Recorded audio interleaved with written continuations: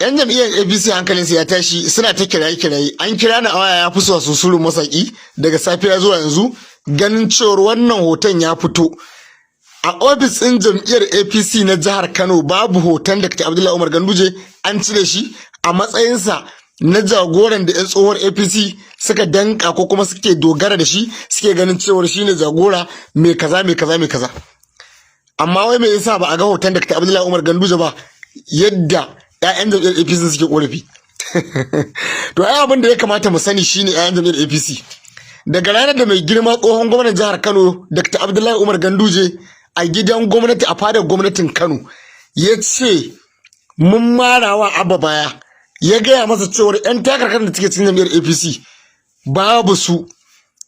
Ai daga ranar ina ganin Abba kamar baya neman gudunmawar mu, kwata-kwata baya tare da mu. In ka ɗauke irin su Fatima Dala wacce ita kaɗai ce ta tsaye sai Abdul Fage, kamar yadda muke ta faɗa a cikin 'ya'yan tsohuwar jam'iyyar APC wanda za su iya juyewar su kiyari na a zo a gani. Wannan kuma daidai gwargwado Hajiya Fatima Dala tana abin da ya kamata a shugabancin mata, duk da mu ba mata bane, amma mukan iya ganin kokarinta sabanin shugabannin wasu matan da wasu joshin. Abin tambaya nan shine akwai hoton tsohon sarkin Kano Sunusi Lamido Sunusi a fadar gwamnati Coronation Hall na gidan gwamnatin Kano. Akwai hoton tsohon gwamna Dr. Rabi Musa Kwankwaso, har yanzu yana nan ba a cire shi ba. Wannan 'yan jam'iyya suna ganin cewar wannan fa rigimar kamar yadda shi ma jagoran Kwankwaso na je yana magana cewar kamar bai, wasu ma suna ganin kamar wannan fadan wasa ne. To ai ya fi kama da wasan tsakanin Kwankwaso da Ababiya ko, kamar abin ya fi kama da wasan. 'Yan jam'iyya wasu hankalinsu bai kwanta ba, ana ganin cewar kamar yau daren 'yan APC aka yi dan a shafe shafin siyasar Dr. Abdullahi Umar Ganduje. Shi ko Dr. Abdullahi Umar Ganduje ya je ya mai da hankali wajen tabbatar da ya gina lahirarsa, wajen gina islamiyya, masallacin juma'a, musuluntar da maguzawa, warkar da taimakawa masu larurar ido wajen magance ta. Ya mai da hankali ya karkata a can. To don haka muna ji muna gani muna kuma saurare ta wata waka wannan. Don haka za mu tsaya mu gani jam'iyyar APC kanan mu ne muke abinda muke faɗa shine dar, ko abinda ake yi na zahiri shine dar. Za mu jira mu gani. Wannan shine Allah ya samu dace. Shafawali wannan bidiyon ki ne. Akwai abubuwa da yawa da kike yi wanda ya kamata ne bidiyo da kafe ki, amma ina daga miki kafa. So sakamakon haka this time around ban ga wani mahaluki da zai hana ni yiwo miki bidiyo ba. Shafawali, akwai abubuwan da kike yi wanda muke cin karo da su a social media.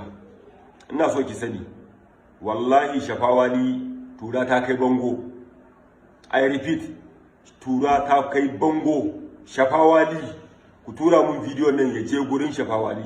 Amma kafin nayi magana akan ta, ga wannan hoto. Kun gane wannan matashi. Wannan matashi a social media dan TikTok ne. Aljan, Baffa Aljan kenan. Dan Kano ne. Kusan unguwar mu ɗaya da shi, kaman ma kanina ne ma, ba ma kaman kanina ne kawai. Wannan yaro Baffa Aljan. Wato jama'a, idan muka fito muna magana a social media, mutane kawai gani suke kaman muna san kai, muna san rai, muna wasu abubuwa. To dole sai na faɗa, idan ma za a ce ina fiye shishigi, ina tona asiri, to ku sani Shafawali, asirinki ya tonu, kuma dole sai na fito na yi magana. Wato jama'a, abin da yake faruwa, Shafawali dai duk wanda yake media ya san wace ce Shafawali. Fine. Shafawali, da Allah ina so kafin na yi bayani ku tabbatar min da cewa shin abin da na fito na faɗa, abin da ta yi ta kyauta ko bata kyauta ba.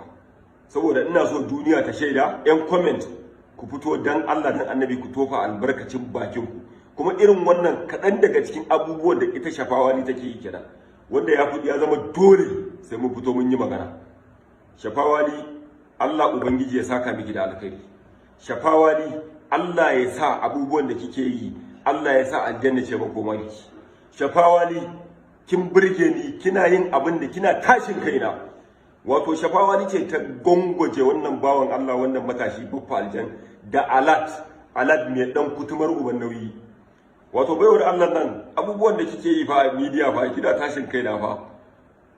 Wai Shafawali bari ma tambaye ki, ko da yake kun san dama duk wanda yake alkhairi to alamu ne na aljanna. Duk wanda Allah ya yi shi da mai rabo ne to zai yi tsani. Ai kyauta duk wanda kaga hannunsa a buɗe yana kyauta to yana gara wata layi yake garawa kansa wanda zai shiga aljanna.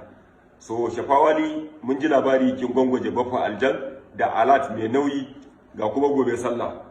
Kun ga wato baffa kana cikin alkhairi dumu kenan. So Shafawali muna godiya, Allah ya saka miki da alkhairi, Allah ya sa abubuwan da kike yi ki tarar da sakamako a gurin Allah, kuma Allah ya ji kan iyayenki idan suna raye, Allah ya saka musu da alkhairi. Shafawali babu wanda ya isa ya ga bayanki.